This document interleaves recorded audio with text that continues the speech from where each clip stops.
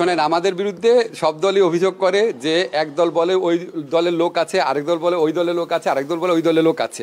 যেহেতু সব দলই অভিযোগ করে অন্য দলের লোক আছে, তার মানে হচ্ছে আমরা নিরপেক্ষভাবে দায়িত্ব পালন করছি। এখানে আপনার সেনা প্রশাসন বা সেনাবাহিনীর ঊর্ধ্বতন কর্মকর্তারা, সেনাবাহিনীর প্রধান, ওনারা যেভাবে সহযোগিতা করেছেন এটা অত্যন্ত প্রশংসার দাবিদার। আমি বিএনপির সাথে আলোচনা যেটা বুঝেছি, ওনারা তত্ত্বাবধায়ক সরকার চাননি, ওনারা চেয়েছে ইন্টারিম গভর্নমেন্ট যেন তত্ত্বাবধায়ক সরকারের মতো ভূমিকা পালন করে, নিরপেক্ষ ভূমিকা পালন করে। তো আমরা ওনাদেরকে বলেছি আমরা নিরপেক্ষ ভূমিকাই পালন করছি। নিরপেক্ষ ভূমিকা পালন করার জন্য প্রধান উপদেষ্টা এমনকি এই অ্যাসুরেন্স দিয়েছেন যে এখন জনপ্রশাসন বা অন্য কোনো জায়গা বড় বড় বদলির ব্যাপারটা উনি নিজে দেখবেন। তো বিএনপি তত্ত্বাবধায়ক সরকার চাই এটা বলে নাই, বলেছে ইন্টারিম সরকারকে তত্ত্বাবধায়ক সরকারের মতো রোল পালন করবে। এটা বলতে তত্ত্বাবধায়ক সরকার আমাদেরকে একটা নিরপেক্ষ ভূমিকা চেয়েছে, ওটা তাদেরকে অ্যাসিওর করা হয়। না না না, এই ধরনের কোনো কিছু আলোচনা হয়নি, এটা উপদেষ্টা পরিষদে আলোচনার বিষয়।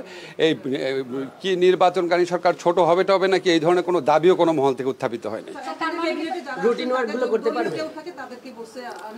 সেটা তো ওনারা এর আগেও বলেছে, এটা আমার কোনো কমেন্ট নাই, এটা ওনারা বলেছে, এটা উপদেষ্টা পরিষদ আমাদের প্রধান উপদেষ্টা সিদ্ধান্ত নেবেন। আমি শেষ, আমি চলে যাচ্ছি। না না না, জনপ্রশাসনের দায়িত্ব তো ওনারা, উনি জনপ্রশাসনের দায়িত্ব আরো ক্লোজলি মনিটর করবেন এটা বলেছেন উনি। আমি এই ব্যাপারে কমেন্ট করার মতো জায়গায় নাই, আমি জনপ্রশাসনের দায়িত্ব না। আপনাদের আর কোনো প্রশ্ন আছে? আমি যাচ্ছি। হ্যাঁ না, এটা আমরা মনে করি না দলীয়ভাবে হয়। সেনা কর্মকর্তাদের আজকে ট্রাইব্যুনালে হাজির করা হয়েছে। শোনেন, আমাদের বিরুদ্ধে সব দলই অভিযোগ করে যে একদল বলে ওই দলের লোক আছে, আরেক দল বলে ওই দলের লোক আছে, আরেক দল বলে ওই দলের লোক আছে। যেহেতু সব দলই অভিযোগ করে অন্য দলের লোক আছে, তার মানে হচ্ছে আমরা নিরপেক্ষভাবে দায়িত্ব পালন করছি। স্যার, 15 জন সেনা কর্মকর্তাকে নিয়ে আসা হয়েছে, তাদেরকে ফাইনাল সাবজেলেও রাখার একটা সিদ্ধান্ত হয়েছে।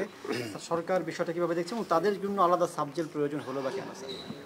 আজকে আপনার আমাদের ইন্টারন্যাশনাল ক্রিমিনাল কোর্টে যে বিচার প্রক্রিয়ার প্রতি শ্রদ্ধাবোধ দেখিয়ে সেনা সদস্যরা যেভাবে ওনারা এসেছেন বা যেভাবে ওনাদের নিয়ে আসা হয়েছে, এখানে আপনার সেনা প্রশাসন বা সেনাবাহিনীর ঊর্ধ্বতন কর্মকর্তারা, সেনাবাহিনীর প্রধান, ওনারা যেভাবে সহযোগিতা করেছেন এটা অত্যন্ত প্রশংসার দাবিদার।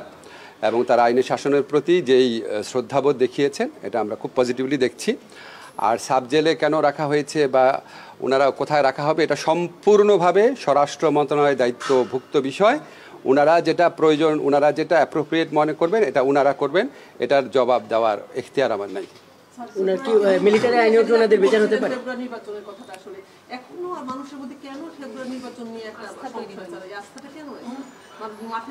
আমি মাঠে ঘাটে আস্থার অভাব আছে নাকি আমি জানি না, তবে আমার মনে হয় রাজনৈতিক দলগুলোর মধ্যে যেরকম অনৈক্য থাকে আপনার, ওনারা একজন আরেকজনের বিরুদ্ধে যেভাবে বলে ওইটার কারণে হয়তো।